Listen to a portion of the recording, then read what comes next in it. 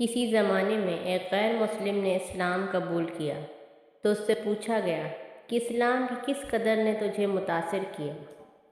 تو وہ بولا کہ سیرت کا صرف ایک واقعہ میری ہدایت کا سبب بن گیا۔ کیا ہوا؟ کہا مجلس رسول صلی اللہ علیہ وسلم لگی تھی، لوگوں کا ہجوم تھا۔ ایک شخص نے عرض کی، حضور میرے لیے دعا کر دیجئے، میرا بچہ کئی دنوں سے گم ہے، مل نہیں رہا، مل جائے۔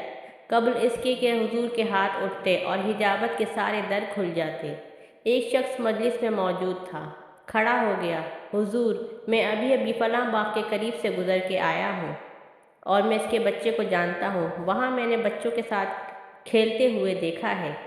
باپ نے جب سنا کہ میرا بچہ فلاں باغ میں ہے تو اس نے دوڑ لگا دی، فرمایا اسے بلاؤ۔ بلایا گیا، بہت جلدی ہے؟ جی حضور آپ جانتے ہیں ایک باپ کے کیا جذبات ہوتے ہیں۔ کہا اچھی طرح آگاہ ہوں، لیکن تمہیں بلایا ہے تو بلانے کا بھی ایک مقصد تھا۔ جی حضور ارشاد فرمائیے۔ فرمایا جب باغ جاؤ، بچوں کے ساتھ اپنے بچے کو کھیلتا ہوا دیکھ لو تو بیٹا بیٹا کہہ کے آوازیں نہ دینے لگ جانا، جو نام رکھا ہے اس نام سے پکارنا۔